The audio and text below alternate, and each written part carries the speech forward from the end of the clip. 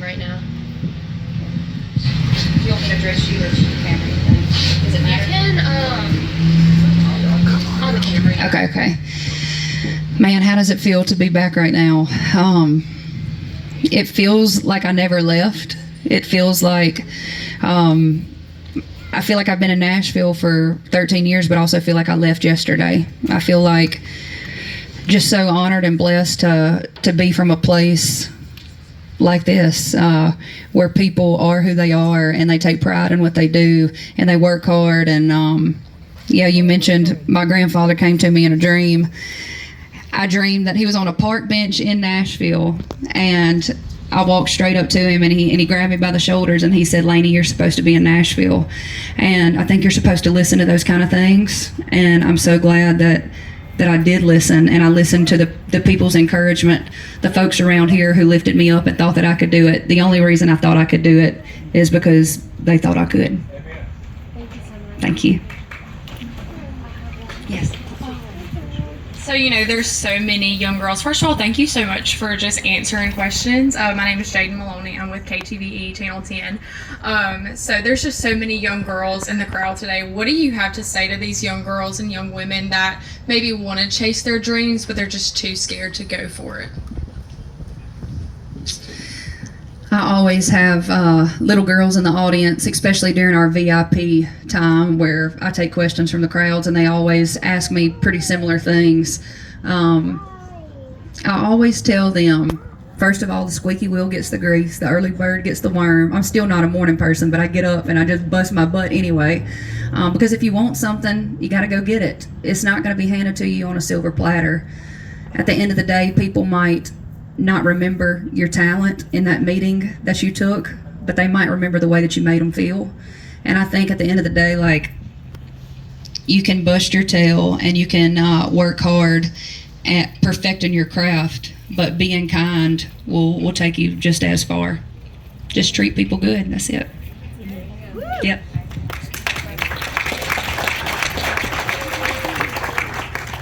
Reach. Hey Lainey, my name is Mallory West and I am from Monroe, Louisiana. Originally Jones, Louisiana, teeny tiny town. My dad was a farmer and my mom was a pre-K teacher.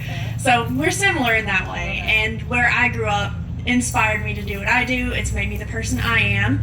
So I was just wondering how Baskin has molded your creativity and made you the artist that you are, and just made you as incredible as you are today. Thank you.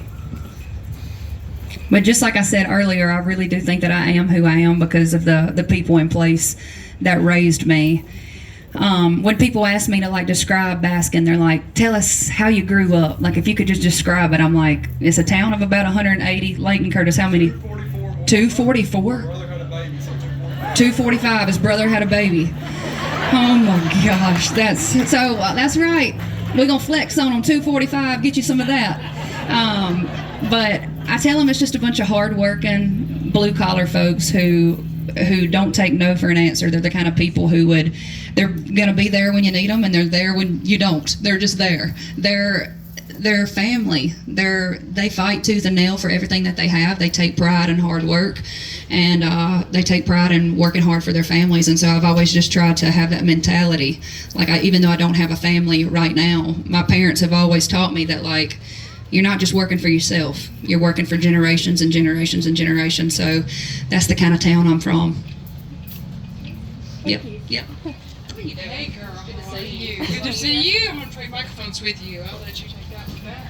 Talk a little bit about, you've already talked about the importance of being from a small farming community, but there's also a work ethic that came along with that, being raised on a farm, because your daddy said, "Girl, you're gonna work on this farm," didn't he? Oh gosh. Yes, Daddy was he was the kind of person, he'd make me wash his truck and trailer. I know it's not on, it's going straight to this camera. I can use both of the mics. Let me have this mic too. Yeah. We're going to double up. Daddy would have me wash his truck and trailer, and if I didn't do it right the first time, he made me do it 5 times. And he's like, "If you'd have done it right the first time, you wouldn't have to do it again."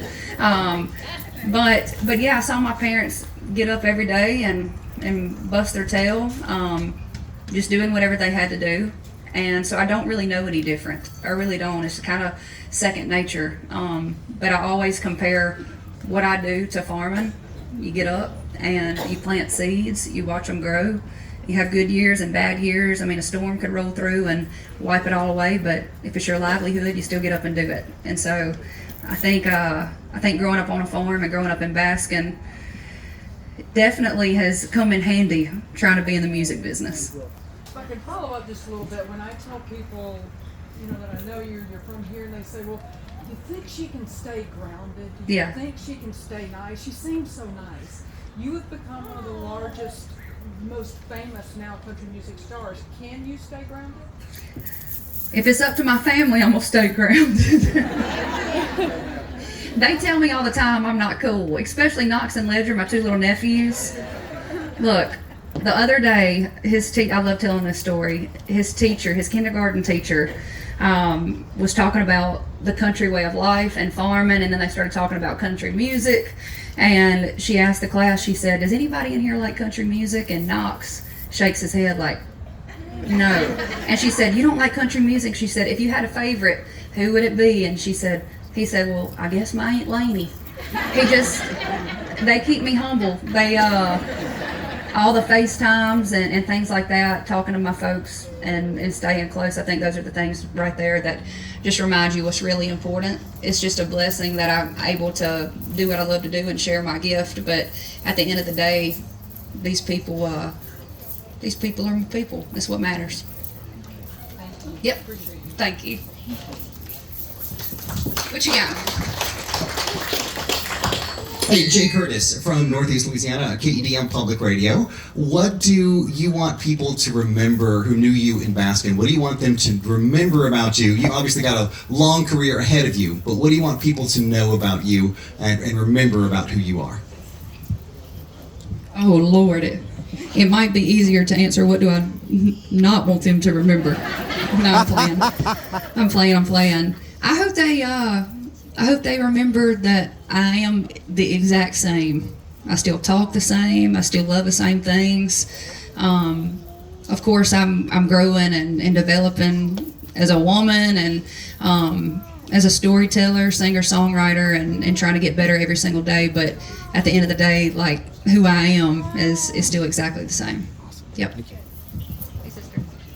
How you doing? Good. Hi, I'm Caitlin with the Ouachita Citizen in West Monroe. And I was just wondering, why was it important for you to bring your tour to the Monroe Civic Center? It was so important for me to bring the tour to Monroe because that's where it started for me. That's where, like, I looked out at the crowd last night and I saw my community. I saw so many Franklin Parish people there. It was insane. Hey, sister.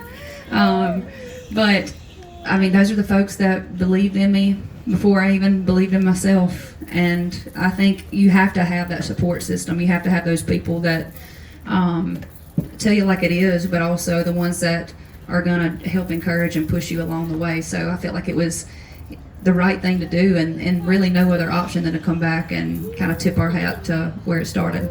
Yep. Is that it? One more? So I mentioned Hannah Montana earlier. Do you ever just think back on those days where you were here just practicing your gift and just sharing it with everybody in the community, not just in Baskin, but in Monroe, because there's people I went to high school with that still remember you at their birthday parties. Do you ever just think back on those days and reminisce and just think, dang, this is where we started? Yep. Oh, I think back to those days all the time. When I'm tired and I've got bags under my eyes and I'm starting to lose my voice, I'm like, well, girl, at least you ain't wearing your wig singing Best of Both Worlds no more. I'm like, look back on it. Can I get an amen? Hallelujah. No, those were very important days for me because it showed me, I mean, I was doing 3 or 4 birthday parties a weekend for 5 years. I did it from 8th grade to 12th grade, and it taught me what life on the road was going to be like. And while some of my friends were getting to go to LSU football games and things like that, there were times where I had to just, go to this birthday party that I said I was going to do, and I might be playing a nursing home, and then the next day I might be playing a 3-year-old's birthday. And it taught me how to kind of ebb and flow and adjust to different audiences, and I really do think that it helped my performance skills. Yep. Yeah. Thank you so much. Thank y'all. I love those songs.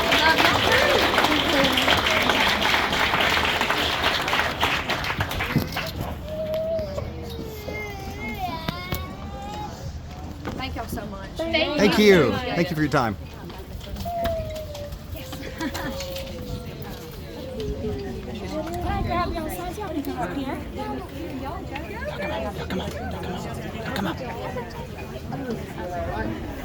Can you go sides for her to sign these signs? Yes. We can't take photos right now, but I'm going to make sure she signs these signs because they are beautiful.